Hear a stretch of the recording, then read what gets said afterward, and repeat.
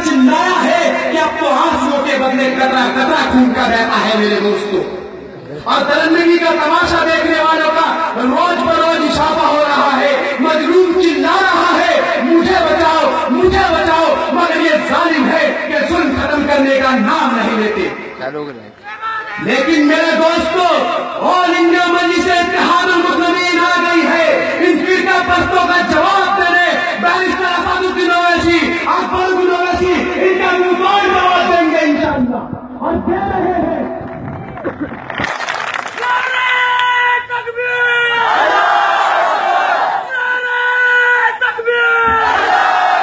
बताइए मेरे दोस्तों, मैं बता रहा था आपको कि आखिर हमारी कौम इतनी कमजोर कैसे हो गई, इन हालातों का जिम्मेदार कौन है। तो मैं आपको पीछे ले सकता हूँ। 70 साल पहले जब हमारा मुल्क आजाद हुआ था मेरे दोस्तों, तो दो पार्टियां थी, मुस्लिम लीग और कांग्रेस। मुसलमानों ने सेकुलरिज्म के नारे को लेकर सेकुलर मुल्क समझकर कांग्रेस का दामन थामा था। जवाहरलाल नेहरू को अपना लीडर माना था, इंदिरा गांधी को अपना लीडर माना था, राजीव गांधी को अपना लीडर माना था। और यही कांग्रेस पार्टी थी जो इन फिरका परस्तों को इतनी ताकत दे रही थी कि वो हम मुसलमानों पर जुल्म कर सके मेरे दोस्तों। जरा बताइए, इनका दौर था, इनकी सरकार थी, वो चाहते तो बजरंग दल को बैन कर देते, वो चाहते तो आरएसएस को बैन कर देते, वो चाहते तो विश्व हिंदू परिषद को बैन कर देते, वो चाहते तो सिर्फ तेरह को बैन कर देते। लेकिन मेरे दोस्तों, उन्होंने ऐसा नहीं किया क्योंकि वो चाहते थे कि हम मुसलमानों पर जुल्म हो और ये हमसे हमारी हमदर्दी बांट सके। मेरे दोस्तों, इन्होंने हमदर्दी तो बांटी मगर हमारा दर्द कम करने की कोशिश न करी। हमारे दर्द पर मरहम लगाने के बजाय इस पर बैठ कर राजनीति की रोटियां सेकी है मेरे दोस्तों। देख लो, बताइए मैं गलत तो नहीं कह रहा मेरे दोस्तों।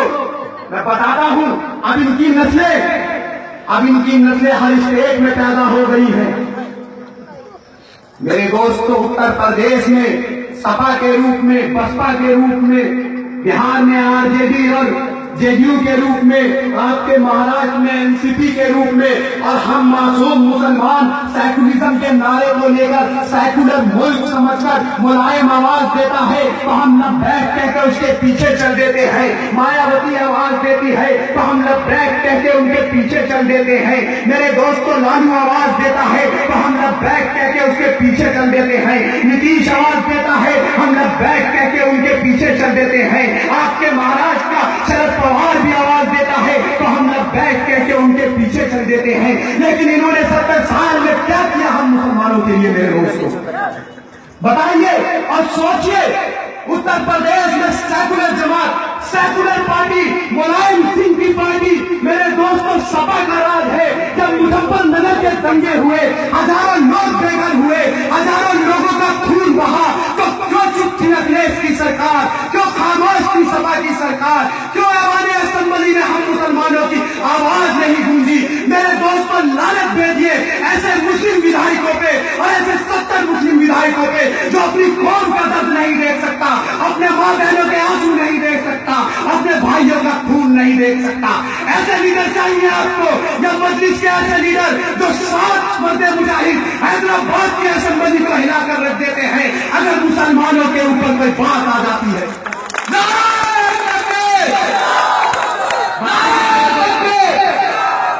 आपके महाराष्ट्र में भी हमारे 2 मर्दे मुजाहिद जीत के आए, वारिस पठान साहब और इम्तियाज जलील साहब। आज अगर हम मुसलमानों पे महाराष्ट्र में कोई बात हो जाती है तो वो 2 मर्दे मुजाहिद ऐवाने असेंबली को हिला कर रख देते हैं मेरे दोस्तों। वो हमारी आवाज उठाते हैं। जब आज आप मिलकर हमारे इन लीडरों को उठाएंगे, हमारे इन लीडरों को मजबूत करेंगे, तो मेरे दोस्तों आने वाले असेंबली के इलेक्शन में और एमएलए हमारे चुनकर आएंगे। दर्द को अगर घर में मेरी आवाज आ रही होगी मेरे पर्दानशी माँ बहनों तक, तो वो भी सुनिएगा, वो इस दर्द को बाखूबी समझ सकती है मेरे दोस्तों। मेरी आंखें ढूंढने लगती है उस माँ के दर्द को। मेरे दोस्तों, आज हम यहाँ पर खड़े हैं, हमारी माँ को हमारी चिंता सताती है, उसे इंतजार रहता है कि मेरा लाल सही सलामत शाम को घर में आएगा या नहीं। तो मेरे दोस्तों, उस माँ का दर्द क्या होगा जब उसके सामने उसके लाल का कत्ल कर दिया गया होगा, उसको लहू लुहान कर दिया गया होगा, उस उसके सामने उसके बाप का कत्ल कर दिया गया होगा और वो बेटी चीख चीख कर कह रही होगी, अब्बा तुम तो मेरी डोली उठाने वाले थे, मैं तुम्हारा जनाजा कैसे उठाऊं। मेरे दोस्तों, उस भाई का दर्द क्या होगा जो अपनी बहन की इज्जत और आजमत की हिफाजत करने की कसम खाता है, जब उसके सामने उसकी बहन की इज्जत और आजमत लूटी जा रही होगी। उस बहन का दर्द, भाई का दर्द क्या होगा, उस बाप का दर्द क्या होगा जो अपने कंधे पे जवान औलाद का जनाजा कंधे पे लिए दौड़ रहा होगा। मेरे दोस्तों, यू कब तक हम मातम मनाते रहेंगे, यू कब तक हम अपनों को खोते रहेंगे। मेरे दोस्तों, वो माँ भी हमारी है, वो बाप भी हमारा है, वो बहन भी हमारी है, वो बेटी भी हमारी है। मेरे दोस्तों, उठकर दर्दमंदों का सुबह शाम बदलो तुम, जिसमें हम नहीं शामिल वो निजाम बदलो तुम। और अब वक्त आ चुका है, ऑल इंडिया मजलिस इत्तेहादुल मुस्लिमीन आपके बीच में आई है, आपके हक की आवाज उठाने, आपको इंसाफ दिलाने। मेरे दोस्तों, एक बार नारा बुलंद करके बताइए, आप ऑल इंडिया मजलिस इत्तेहादुल मुस्लिमीन के साथ है या नहीं? नहीं मेरे दोस्तों, अगर मेरी आवाज आपके दिल तक जा रही है तो मैं एक एक हाथ खड़े होते हुए देखना चाहता हूं, कि ताकि मैं दिल्ली में जाकर ये बता सकूं कि मैं मलकापुर के भाइयों और मुसलमानों का जमीन